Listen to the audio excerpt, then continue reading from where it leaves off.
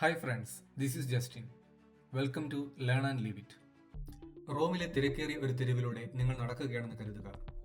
കയ്യിൽ ഒരു ജലാത്തോയുമായി കാഴ്ചകൾ ആസ്വദിച്ച് നിൽക്കുമ്പോൾ പെട്ടെന്ന് നിങ്ങളുടെ പോക്കറ്റ് ഒന്ന് ലൂസായതുപോലെ. നോക്കുമ്പോൾ വാലറ്റ് കാണാനില്ല.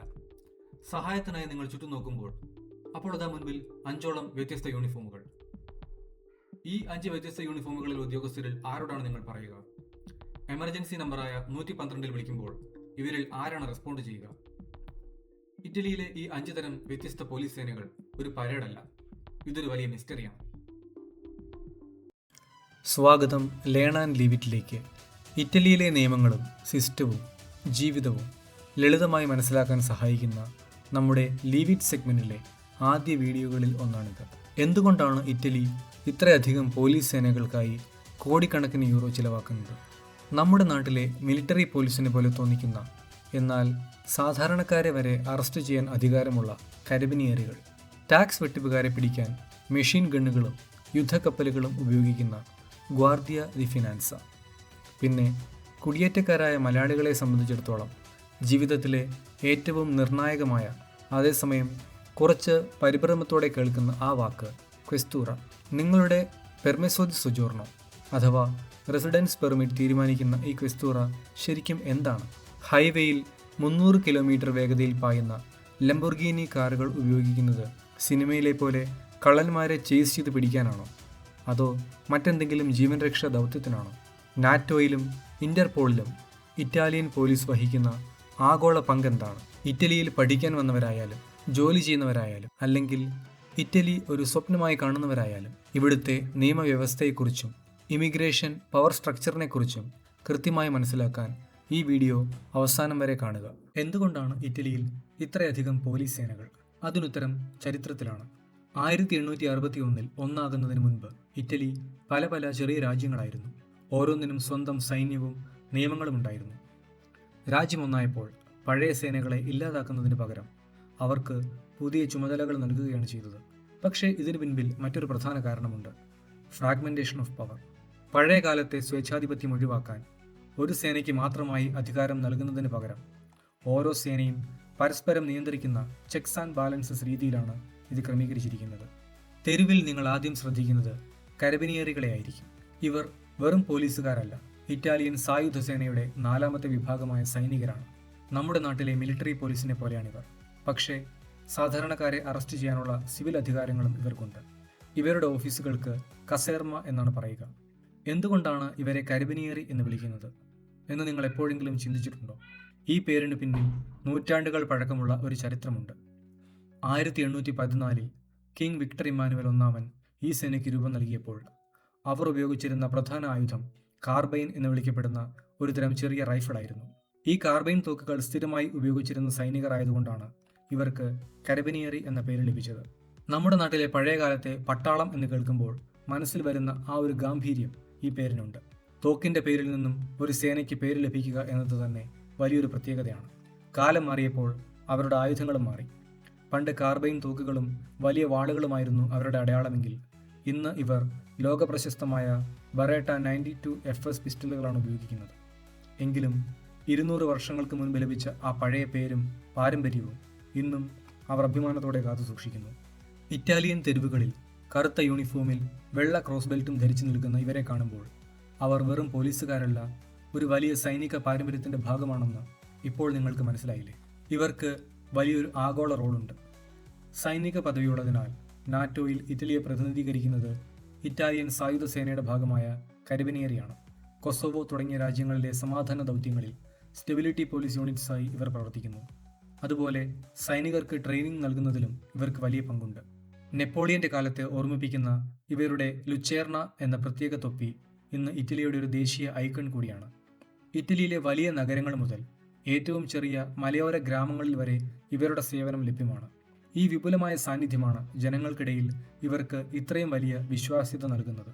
നിങ്ങൾക്കറിയാമോ, ആധുനിക കരബിനിയറി യൂണിഫോമുകൾ ഡിസൈൻ ചെയ്യാൻ ലോകപ്രശസ്ത ഡിസൈനറായിരുന്ന ജോർജോ അർമാനി സഹായിച്ചിട്ടുണ്ട്. ഇറ്റാലിയൻ സംസ്കാരത്തിലെ ബെല്ല ഫിഗൂറ അഥവാ എപ്പോഴും വൃത്തിയായി കാണപ്പെടുക എന്ന സങ്കല്പത്തിന്റെ ഭാഗമാണിത്. അതുപോലെ ഇറ്റാലിയൻ പോലീസിംഗിലെ ഏറ്റവും അഭിമാനകരമായ പേരാണ് ല ബേന മെരിത്ത.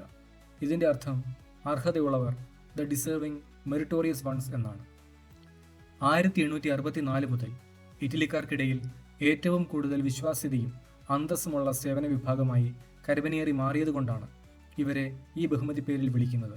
ചുരുക്കത്തിൽ 1814 സ്ഥാപിതമായ ഈ സേന തങ്ങളുടെ പാരമ്പര്യം കൊണ്ടും ജനങ്ങളോടുള്ള പ്രതിബദ്ധത കൊണ്ടും ഇറ്റാലിയൻ സുരക്ഷാ സംവിധാനത്തിലെ ഏറ്റവും ബഹുമാനിക്കപ്പെടുന്ന വിഭാഗമായി ഇന്നും തുടരുന്നു. അടുത്തത് പൊലീസിയ ദി സ്റ്റാത്തോ അഥവാ സ്റ്റേറ്റ് പോലീസ്. ഇവർ സൈനികരല്ല, പൂർണ്ണമായും സിവിലിയൻ പോലീസാണ്. നഗരങ്ങളിലെ ക്രമസമാധാനം, റെയിൽവേ, വിമാനത്താവള സുരക്ഷ എന്നിവയാണ് ഇവരുടെ പ്രധാന ജോലി. ആഗോള കുറ്റകൃത്യങ്ങൾ തടയുന്നതിനുള്ള രാജ്യാന്തര സംഘടനയായ ഇന്റർപോളുമായി ഇറ്റലിയിൽ പ്രധാനമായും സഹകരിക്കുന്നത് ഇവരാണ്. ഇറ്റലിയിലെ ഇന്റർപോൾ നാഷണൽ സെൻട്രൽ ബ്യൂറോ പ്രവർത്തിക്കുന്നത് സ്റ്റേറ്റ് പോലീസിന് കീഴിലാണ്.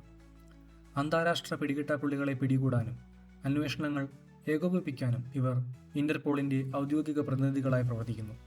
ഇറ്റലിയിലെ മലയാളികൾക്ക് ഏറ്റവും പ്രധാനപ്പെട്ട വാക്കാണ് ക്വെസ്തൂറ. ഓരോ പ്രവിശ്യയുടെയും സ്റ്റേറ്റ് പോലീസ് ആസ്ഥാനമാണിത്. നമ്മുടെ നാട്ടിലെ സിറ്റി പോലീസ് കമ്മീഷണർ ഓഫീസോ SP ഓഫീസോ പോലെയാണിത്. ഇതിന്റെ തലവനെ ക്വെസ്തോറെ എന്ന് വിളിക്കുന്നു. കുടിയേറ്റക്കാരെ സംബന്ധിച്ചിടത്തോളം ക്വെസ്തൂറ ആണ് അവരുടെ ജീവിതത്തിലെ ഒരു നിർണായകമായ ഇടം.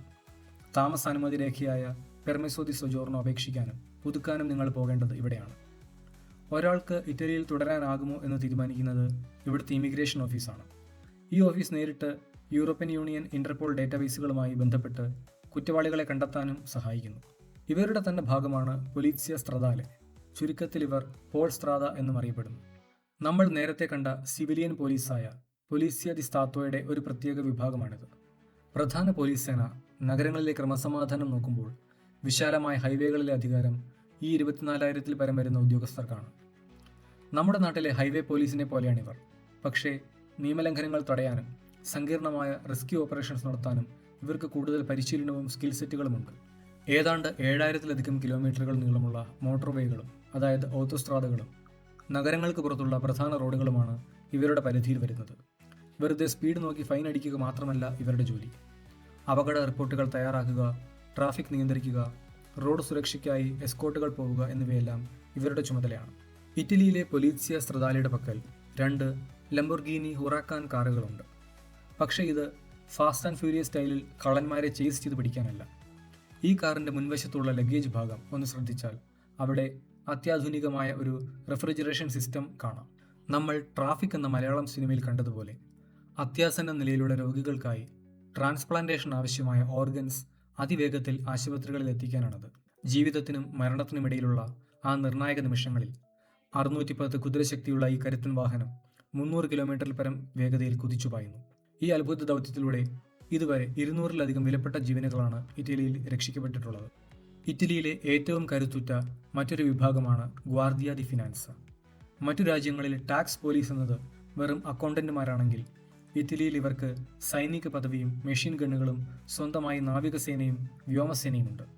നമ്മുടെ നാട്ടിലെ കസ്റ്റംസ്, ഇൻകം ടാക്സ്, DRI എന്നിവയുടെ ഒരു ഹൈടെക് സായുധ വേർഷൻ എന്ന് ഇവരെ വിളിക്കാം. കള്ളക്കടത്ത്, മയക്കുമരുന്ന് മാഫിയ, കള്ളപ്പണം വെളുപ്പിക്കൽ എന്നിവ തടയാൻ ഇവർ അന്താരാഷ്ട്ര തലത്തിൽ ഇന്റർപോളുമായും യൂറോപ്യൻ യൂണിയൻ ഏജൻസികളുമായും ചേർന്ന് പ്രവർത്തിക്കുന്നു. ഇതുകൂടാതെ നമ്മൾ നിരന്തരം കാണുന്ന മറ്റൊരു വിഭാഗമാണ് പൊലീസിയ ലൊക്കാലെ അഥവാ മുനിസിപ്പൽ പോലീസ്.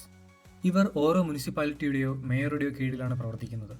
നമ്മുടെ നാട്ടിലെ ട്രാഫിക് വാർഡന്മാരുടെയും മുനിസിപ്പൽ ഉദ്യോഗസ്ഥരുടെയും ഹെൽത്ത് ഇൻസ്പെക്ടർമാരുടെയും ഒക്കെ ജോലി ഇവരാണ് ചെയ്യുന്നത്. പാർക്കിംഗ് ടിക്കറ്റ് നൽകുന്നതും പ്രാദേശിക ട്രാഫിക് നിയന്ത്രിക്കുന്നതും ഇവരാണ്. ഇറ്റലിയിലെത്തുന്ന ഒരു മലയാളിക്ക് പെർമിസോ ദി സൊജോർണോ കഴിഞ്ഞാൽ ഏറ്റവും പ്രധാനപ്പെട്ട ഒരു ഡോക്യുമെൻ്റാണ് റെസിഡൻസ, അതായത് താമസ രജിസ്ട്രേഷൻ. ഇവിടെയാണ് പൊലീസിയ ലൊക്കാലയുടെ റോൾ വരുന്നത്. നിങ്ങളൊരു വീട്ടിൽ താമസം തുടങ്ങുമ്പോൾ മുനിസിപ്പാലിറ്റിയിൽ, അതായത് കൊമ്മൂണയിൽ റെസിഡൻസിനായി അപേക്ഷിക്കും. ഇത് ശരിയാണോ എന്ന് പരിശോധിക്കാൻ നിങ്ങളുടെ വീട്ടിലേക്ക് വരുന്നത് പൊലീസിയ ലൊക്കാലെ ഉദ്യോഗസ്ഥരാണ്. നിങ്ങൾ അവിടെ തന്നെയാണോ താമസിക്കുന്നത്, നിങ്ങളുടെ പേര് ഡോർബെല്ലിലും ലെറ്റർ ബോക്സിലും ഉണ്ടോ എന്നൊക്കെ അവർ നേരിട്ട് വന്ന് പരിശോധിക്കും. ഒരു വീട്ടിൽ എത്ര പേർക്ക് താമസിക്കാം, വീടിൻ്റെ ശുചിത്വം, സൗകര്യങ്ങൾ എന്നിവ നിയമപരമാണോ എന്ന് ഉറപ്പുവരുത്തുന്നത് ഇവരുടെ ജോലിയാണ്. നിങ്ങളുടെ അയൽപ്പക്കത്ത് എന്തെങ്കിലും ശബ്ദ മലിനീകരണമോ തർക്കങ്ങളോ ഉണ്ടായാൽ അത് പരിഹരിക്കാൻ ഇടപെടുന്നതും ഇവരാണ്.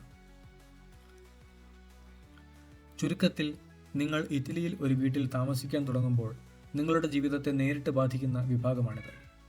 ക്രിമിനൽ കേസുകളേക്കാൾ ഉപരിയായി നഗരത്തിലെ ക്രമീകരണങ്ങൾ, പാർക്കിംഗ് ടിക്കറ്റുകൾ, പ്രാദേശിക ട്രാഫിക് നിയമങ്ങൾ എന്നിവ പാലിക്കുന്നുണ്ടെന്ന് ഇവർ ഉറപ്പുവരുത്തുന്നു. മറ്റെല്ലാ പോലീസ് സേനകളെയും നിങ്ങൾ ഒരുപക്ഷെ ഇറ്റാലിയൻ തെരുവുകളിൽ കാണുമെങ്കിൽ ഈ വിഭാഗം പ്രധാനമായും കാണപ്പെടുന്നത് കൂറ്റൻ മതിൽക്കെട്ടുകൾക്കുള്ളിലാണ്. അതാണ് പൊലീസിയ പെനിറ്റൻസിയാരിയ അഥവാ ഇറ്റലിയിലെ പ്രിസൺ പോലീസ്.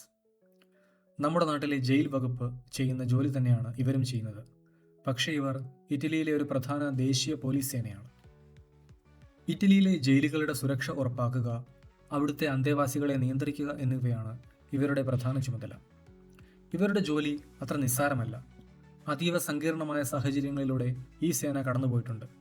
ഉദാഹരണത്തിന് 1980 ട്രാനി ജയിലിൽ കമ്മ്യൂണിസ്റ്റ് ബ്രിഗേഡുകൾ നടത്തിയ കലാപം അടിച്ചമർത്താൻ ഇവർക്ക് വലിയ പോരാട്ടം തന്നെ നടത്തേണ്ടി വന്നിട്ടുണ്ട്.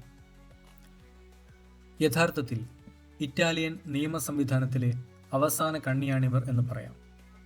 മറ്റ് പോലീസ് സേനകൾ കുറ്റവാളികളെ പിടികൂടുമ്പോൾ, അവർ ശിക്ഷിക്കപ്പെട്ട് ജയിലിലെത്തുമ്പോൾ അവരെ സുരക്ഷിതമായി പാർപ്പിക്കേണ്ട ഉത്തരവാദിത്വം പൊലീസിയ പെനിറ്റൻസിയാരിക്കാണ്. തെരുവുകളിൽ ഇവരെ അധികം കാണാറില്ലെങ്കിലും ഇറ്റാലിയൻ സുരക്ഷാ സംവിധാനത്തിൽ ഒഴിവാക്കാനാവാത്ത ഒരു വിഭാഗമാണിവർ. ഈ സേനാ വിഭാഗങ്ങൾക്ക് പുറമെ മാഫിയകളെ നേരിടാൻ ഇറ്റലി DIA ദിറെസിയോണെ ഇൻവെസ്റ്റിഗറ്റീവ ആന്റി മാഫിയ എന്ന പേരിൽ ഒരു പ്രത്യേക ടാസ്ക് ഫോഴ്സ് രൂപീകരിച്ചിട്ടുണ്ട്. ഒരു പ്രത്യേക സേനാ വിഭാഗമല്ലെങ്കിലും ഇവരെപ്പറ്റി പറഞ്ഞില്ലെങ്കിൽ ഈ വീഡിയോ പൂർണ്ണമാകില്ല. ഇതിൽ കരബിനിയേറി, പൊലീസിയ, ഗ്വാർഡിയ ദി ഫിനാൻസ എന്നീ 3 സേനകളിലെയും വിദഗ്ധർ ഒരുമിച്ച് പ്രവർത്തിക്കുന്നു. DIA ഇറ്റാലിയൻ നിയമ സംവിധാനത്തിലെ വെറുമൊരു ഡിപ്പാർട്ട്മെൻ്റ് അല്ല. ഇത് മറ്റ് പോലീസ് സേനകളിൽ നിന്നുള്ള മിടുക്കരായ ഉദ്യോഗസ്ഥരെ മാത്രം തിരഞ്ഞെടുത്ത് രൂപീകരിച്ചിട്ടുള്ള ഒരു സ്പെഷ്യൽ സൂപ്പർ ടീമാണ്. നമ്മുടെ നാട്ടിലെ CBI, DRI, anti terrorist squad എന്നിവയൊക്കെ പോലെയുള്ള ഒരു എലൈറ്റ് വിഭാഗമാണിത്. പക്ഷേ ഇവർക്ക് ഒരു പ്രത്യേക ലക്ഷ്യമേ ഉള്ളൂ: മാഫിയയെയും സംഘടിത കുറ്റകൃത്യങ്ങളെയും വേരോടെ പിഴുതെറിയുക.